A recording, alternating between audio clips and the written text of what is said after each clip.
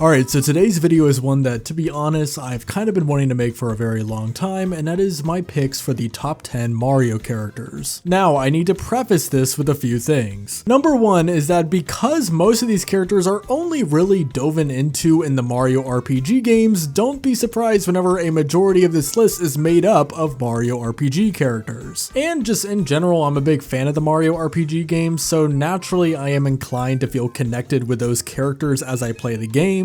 But also, and I cannot stress this enough, this list is not a popularity contest. For the sake of this video, I don't really care about how popular or well-known characters are. That doesn't mean that I won't have popular characters on the list, but it just means that they won't be on the list on the sole account of them being popular. This is just a wacky video idea and a chance for me to share some of the characters that I connected with personally the most. But anyway, with that being said, let's go ahead and start off with my number 10 pick. At number 10 is Princess Shrew, really only found in Mario and Luigi Partners in Time. Despite any of the issues that I have with Partners in Time, Princess Shrew is still one of my favorite elements of the entire game, with the ominous and omnipresent vibe carrying the entire narrative. This is particularly impressive because she doesn't speak a language that the player is able to understand, and yet you still feel a threat from her with every single appearance. I still remember my first time playing Partners in Time whenever I was like 10 years old and seeing Princess Shrew's design whenever she's talking to you while you're on the airship,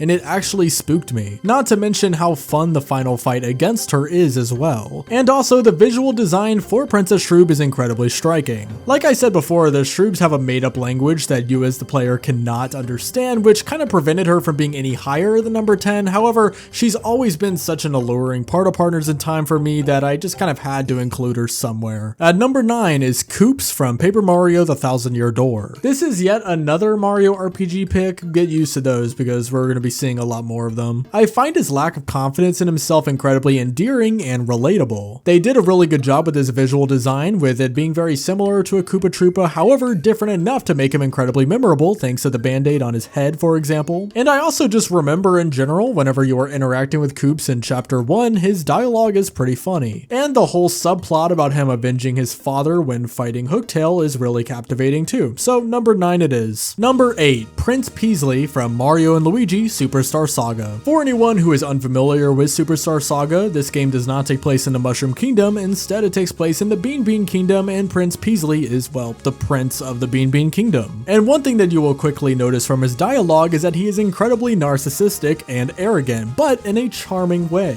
He really likes to do this thing where in between his lines, he will like do a pose while his theme song plays, and it's really funny every single time. In fact, even among a sea of really fun characters in Superstar Saga, he manages to steal the show every single time he has a scene. Like every single time I play through Superstar Saga, I anticipate the next time that Prince Peasley will pop up on the screen. Next up on the list at number 7 is Vivian from Paper Mario: The Thousand-Year Door. I think that they did an incredible job with theming her around feeling alienated from her sisters, with the subtle hint of transphobia that she experienced from them. In fact, the entire sequence of her slowly deciding to join Mario was by far the most compelling element of chapter 4 in The Thousand-Year Door. On top of all of that, the visual design for not only Vivian but all of the Shadow Sirens was incredibly well designed and interesting. I am definitely really happy that Nintendo kept everything about Vivian intact in the remake of The Thousand-Year Door, because everything about her story is incredibly interesting and powerful, even though her time in The Thousand-Year Door is relatively brief because it's mainly involved with chapters 2 and chapter 4. At number 6 is yet another Mario RPG character, Fawful. Fawful first appeared in Mario and Luigi Superstar Saga and was one of my favorite characters in that game. However, he really stole the show in Bowser's Inside Story as the main antagonist. They did a really good job at combining a really comedic element of Fawful's writing while still making it so you really want to beat him up the entire game. Like, his visual design is incredible. They made him have this smile that's so punchable, but like in a good way. He also just has these little catchphrases that he always says, such as "I have chortles," that just, make him even more memorable than he otherwise was. In general though, there's a lot of reasons why I love Bowser's Inside Story so much and why at times it's my favorite Mario RPG game,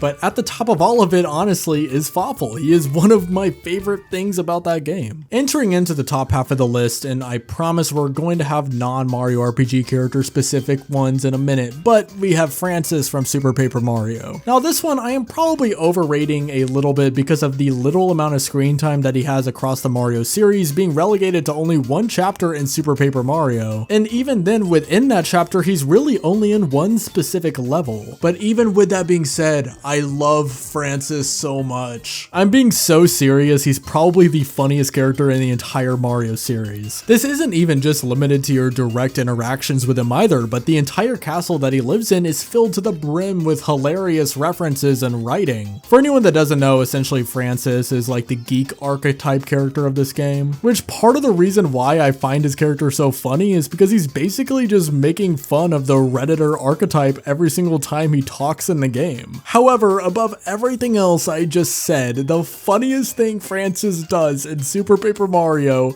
is turn the game into a dating sim. Like, I can't stop laughing talking about it right now.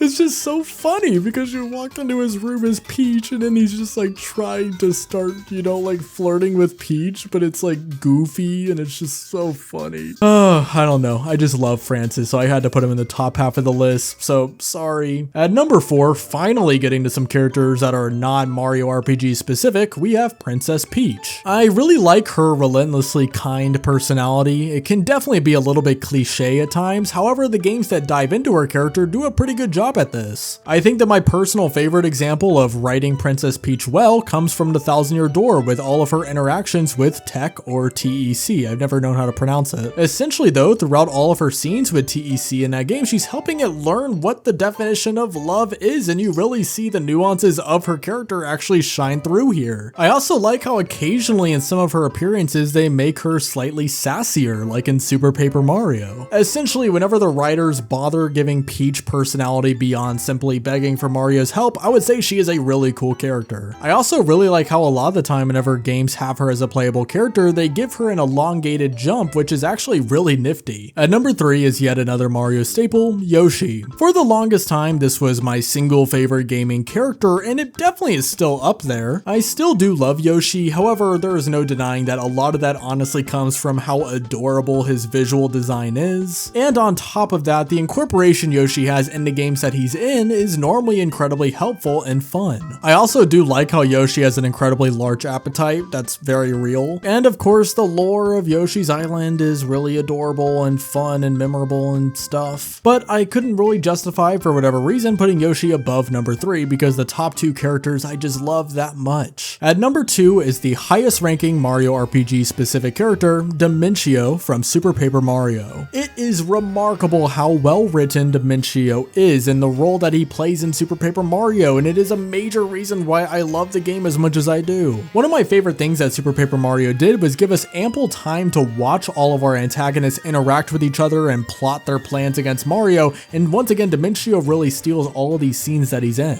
He has a pretty scary amount of aura in every single appearance, and there's no better example of that aura than him literally pulling up to Flipside and sending all of our characters to hell, or well, the underwear. I also really like how interesting his plan throughout the entire game is, keeping everything feeling pretty unpredictable. Like, even though on your first playthrough you don't know exactly what Dimentio is up to, you can just tell right away from level 3-3 whenever you fight him that he has something going on that's a bit peculiar. And also, there is no overstating how much of a spectacle the final fight against Dimentio is. It's honestly one of my favorite fights in any Mario game, alongside being one of the greatest songs from any Mario game. However, my pick for the number 1 Mario character is Luigi. Luigi is my pick for being the most compelling character in the entire series, and a lot of that really stemmed from my first time playing Luigi's Mansion. Luigi's Mansion was generally the first game that really defined his personality traits that he's most often associated with today. I really like how the game showed him to be this timid, skittish, and nervous person. However, more important than those things, it shows the courage and love for his brother that he has, because despite how horrified he is by the mansion and the ghost, he presses on anyway. Many of the Mario RPG games love to have bits over and over again of people making fun of Luigi, which is a trope that I find really stale and annoying by this point. However, many of these have also made me fall in love with him as a character too, because you can feel him being punched down on for no reason. And it also helps that my favorite of the new Super Mario Bros. Games is, well, New Super Luigi U, the game that Mario's not in. So that is my picks for my 10 favorite characters in the Mario series. But what about you? Is there anyone that I left off of this list or anyone that you disagree with, feel free to let me know in the comments. If you enjoyed the video, you should totally like and subscribe, as that is the best way to support the channel. I hope you have a great rest of your day, and as always, peace out.